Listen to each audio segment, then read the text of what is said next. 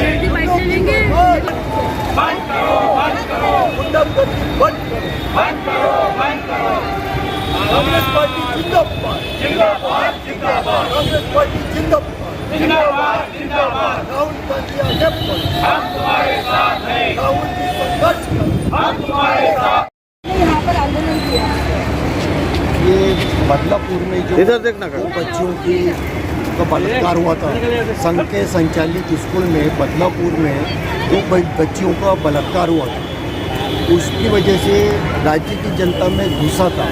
उसके बाद में जो सिंधुदुर्ग में शिवाजी महाराज की जो मूर्ति प्रतिमा थी, उसको उसमें भारी भ्रष्टाचार होने की वजह से वो गिर गई थी। ये भी एक कारण था कि पूरे महाराष्ट्र में एक तनाव का वातावरण था और एक गुस्से का वातावरण था।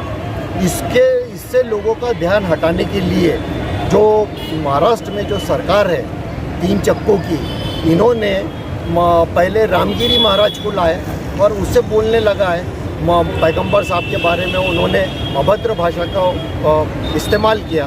उसके खिलाफ में मुस्लिम समाज में नाराज़गी थी।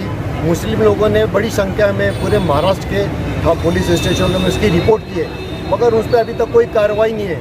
और वो जो रामगिरी महाराज था, उसको बचाने के लिए बीजेपी का जो आमदार है नीतीश राणे, वो सामने आया और वो बोलता है कि हम मस्जिद में घुस के मारेंगे, 24 घंटे के लिए पुलिस कर्मियों को हटा दो। ये जो अगर सत्ता पक्ष के लोग अगर इस तरह की भाषा का इस्तेमाल करेंगे तो वो ऐसा लग रहा है, एक वो संजय गायकवाड़ जो शिंदे गढ़ का मुख्यमंत्री गढ़ का आमदार है, वो बोलता है कि राहुल गांधी की जीप काट के लाने वाले को 11 लाख रुपए सुपारी दे रहा है। वो 11 लाख रुपए की आमदार है ना, कोई भाषा है वो बात करने की। उसके बाद में अमरावती का जो बीजेपी का राज्यसभा का खासदार है डॉक्टर अनिल बोंडे, वो बोलता है कि राहुल गांधी की जीप को झटके देना चाहिए। ये कोई भाषा नहीं है जिस ढंग से। और वो जो बोंडे है ये, और इसके ऊपर पहले भी अमरावती में जातिवादी दंगे भड़काने की केस लगी हुई है और ये लोगों को सारे भड़का रहे। नीतीश राणे, मांग क्या है? हमारी मांग ये है कि यहाँ पे सीधा लिखे है, हमने अभी पुलिस स्टेशन में भी जाके हम कंप्लेंट डालेंगे कि जो ऐसे सिरफिरे लोग हैं जो महाराष्ट्र का वातावरण खराब कर रहे हैं, और ये चुनाव में वोटों का ध्रुवीकरण करने के लिए नीतीश राणे जिस ढंग के भाषण दे रहा है, इसमें उस पर प्रतिबंधक कार्रवाई की जाए। उसको उस पर जो कानून के उसमें जो भी कड़ी से कड़ी धारा है उस पर लगाई जाए। धन्यवाद। और उनको अरेस्ट करना चाहिए। दूसरा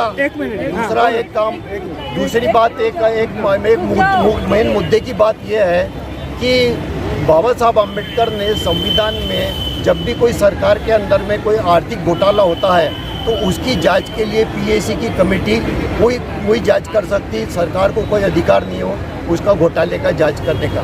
हिंडनबर्ग की रिपोर्ट में जो सेबी की जो चेयरमैन थी, उसके ऊपर जो बूच के ऊपर में जो करोड़ों रुपए का भ्रष्टाचार का आरोप लगाया है, उस आरोप ने घोटाला किया है उन्होंने। तो उस घोटाले में बड़े बड़े बीजेपी के नेता और बड़े बड़े देश के उद्योगपति सब उसमें जेल जाने वाले। उसको उनको बचाने के लिए जो सरकार है मोदी एंड कंपनी की, ये पीएसी की जांच से बचने के लिए राहुल गांधी के ऊपर में जो अपने बीजेपी के जो आमदार है खासदार है, वो उनको कोई आतंकवादी बोल रहा, कोई उनकी जीप काटने का जो भाषा बोल रहा है, तो ये जानबूझ के अपनी जो पीएसी की जांच से बचने के लिए इस तरह की बातें फैला रहे हैं। ठीक है। तनवीर अहमद भाई।